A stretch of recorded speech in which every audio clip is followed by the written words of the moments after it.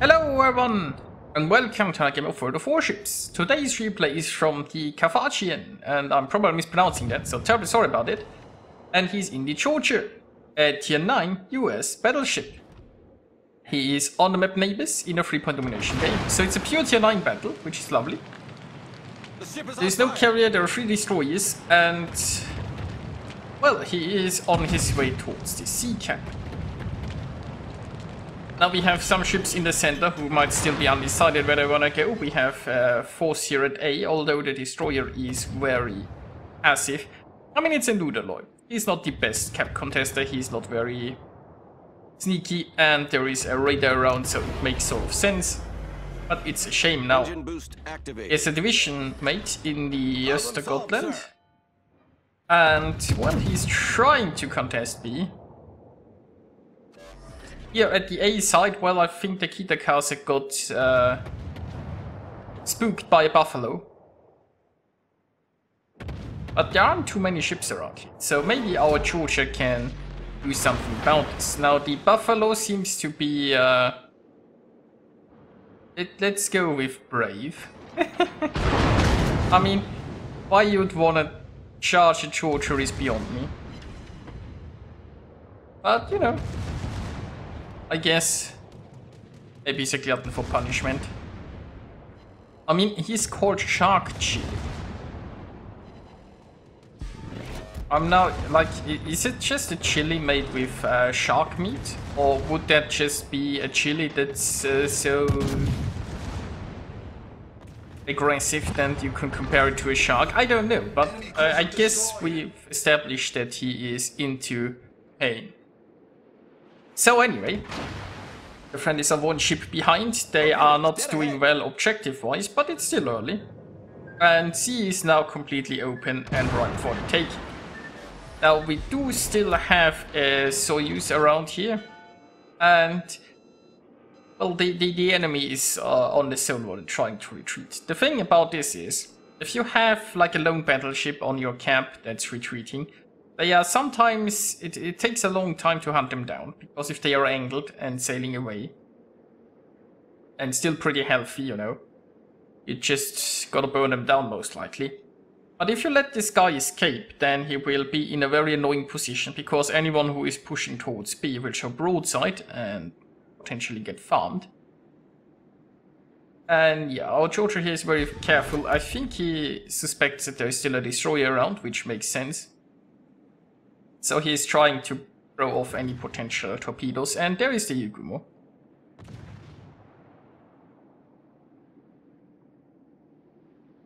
So we do have Neptune, the Seattle and the thecarthagian also here, so the Yugumo doesn't really stand much of a chance. And it looks like Georgia has decided to come around and help with that as well. Now it looks like the Yugumo is torping somebody else, so the torps should be on cooldown. And yeah, oh, that was most likely a misclick.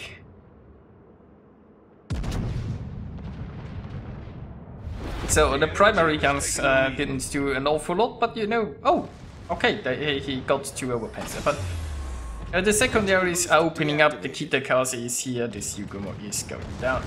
Now he's still going for the safer option, and he is deciding to go on the other side of this island. I mean, he wants to hunt down this Soyuz now. And he could have gone this way, but he wants to stay more torpedo safe in case the Yugumo got something into the water. It might have been a reload Yugumo. Who knows? But so far, looking good, and now we gotta hunt down this battleship. But now, as I said, like, it will probably take a while. The advantage here is this massive island here in the corner, which blocks part of the map. Because otherwise this guy would just be running towards the J line, but he can't. And that means they might just be able to corner and sink him. So secondaries are going. And though that was a pretty nice salvo. I mean, the superstructure isn't yet very depleted on the Soyuz, I suppose. Might get another few good hits before that happens. Now, mostly we are now hoping, I guess, for secondary fires. And the thecarthagian is here as well. They torpedoes would also be nice. I think they'll need... There is a fire, so they'll probably need fires to burn this guy down.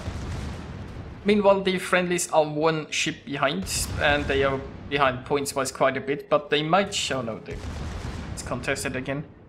They might flip B if they can get rid of this Benham. It would be very helpful. Engine boost activated.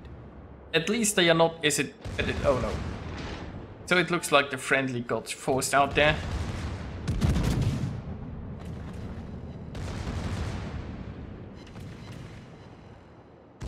So I mean, points-wise it's not looking that great, but at least the enemy team doesn't have an income advantage points-wise so far.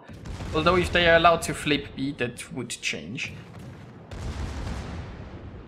Now honestly, against this Soyuz, you might even consider going high explosive with your shells, because he's aimed. Then again, I mean, so far the secondaries and the Kita cars are doing a good job with fires. But, you know, like, the earlier stuff was with the superstructure still undepleted, got some very good hits, but once there isn't much damage to farm on the superstructure, you know, an angled battleship, I just try to burn him down instead.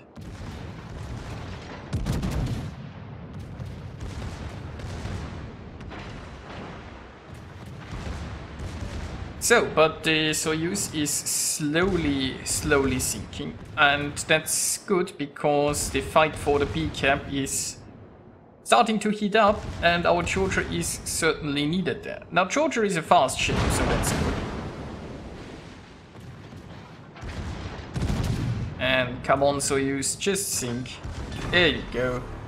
We've destroyed an enemy battleship. And now there is a massive angry red blob coming for B. Well, okay, not entirely. It looks like the Georgia is, well, kind of doing the same that our Georgia here did. Is going north in order to hunt down that lion, I suppose. Because if he were to just push towards the center, he would be showing broadside to that lion, and maybe he wants to avoid that. Now, why the Iowa is going this way, I don't know. I guess I get the Alaska a little bit. But like the Iowa is a little bit behind, and he's also going more towards the left here, which you really don't want to get stuck in the one line in this situation. But anyway, good for the friendlies, I suppose. So, meanwhile, Brindisi showing broadsides. Shots are in the air. Can we get a nice, lovely hit there? Yes, we can. Enemy cruiser sunk. Warship. So,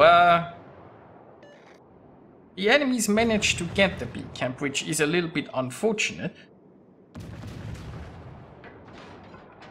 And right now there isn't that much... Well, oh, the enemy Östergotland is potentially suiciding. That's good news. Once they can get rid of this guy, they... might... Well, I mean, the camp is not open because there's an Alaska. Engine boost deactivated. So the friendlies need to deal with this Alaska. Sink this destroyer, and then maybe they can actually do some camping here. Meanwhile, the Carthagian is closing in on the Musashi. We are almost into secondary range. Well, I mean, actually, shouldn't we already be in secondary? I don't know if he's secondary built, I guess.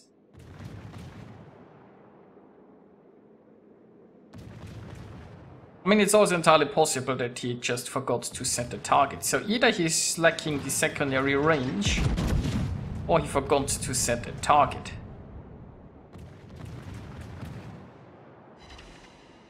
There you go, lovely citadel into the Alaska, and there is the Benham. And there go the secondaries.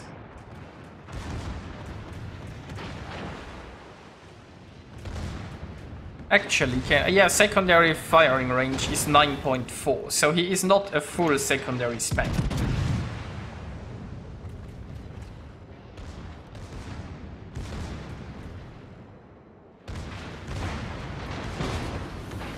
Now, personally, I would build the Georgia for full secondaries because,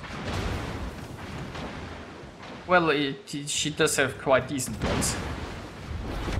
And it's kind of the, in my opinion, the lovely part about this ship.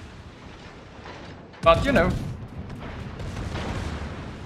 in these times, I can't fault anyone for going a more defensive route. Because let's just face it, you're going to burn.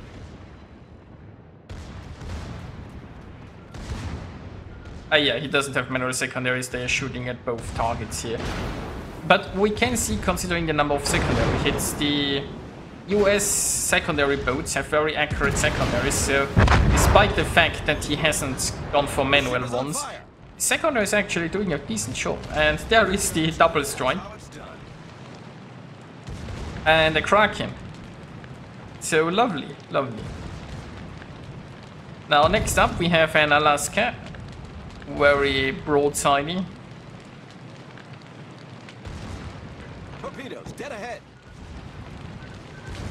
And I think that sinking Musashi here just saved him from a torpedo, which is always nice.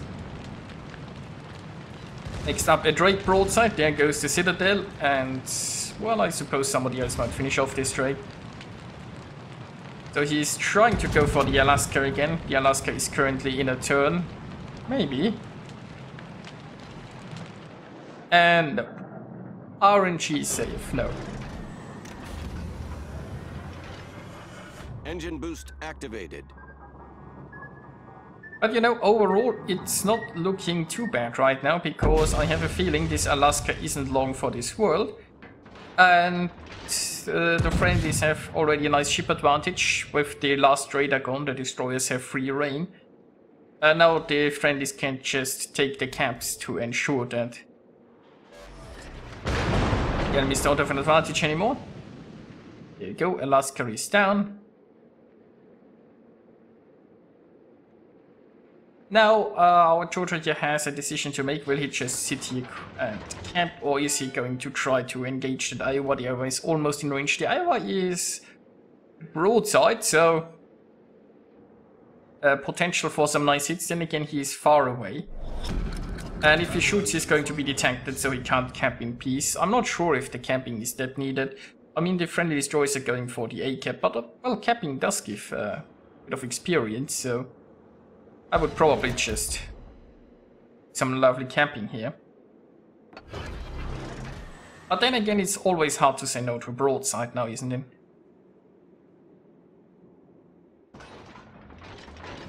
Now, it's nice to see that the enemy battleships almost, well, I mean, he's damaged by now, but basically he just got stuck at the zone wall with a lot of health, and then we have the brawling battleship who is doing his best to avoid brawling.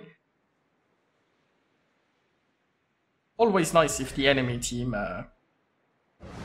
helps you win, isn't it? So, he held his fire there for a little bit to get the camp, and now he is just free to engage again. And there goes the Citadel and the Confederate. Now the friendlies control everything. They've almost caught up on points. It's 4 minutes left. The Iowa, well, is on very low health. He's burning. He's basically just going to go down. And that just leaves the Georgia. Our victory is The ship is on fire. And if the Georgia isn't careful, he might actually fire his secondaries. Who would want that in a secondary battleship, right?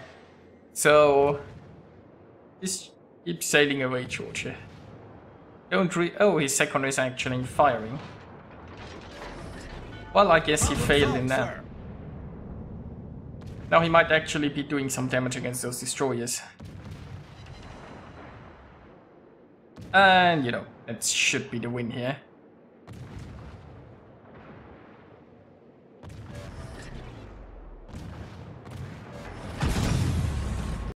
So here we are with the results. The Carthagian earned himself 2,560 base experience. Lovely done by him. He achieved a Confederate double striker close quarters expert and a Kraken, scoring 160,000 points of damage, and despite not being secondary spec, he still managed 146 secondary hits.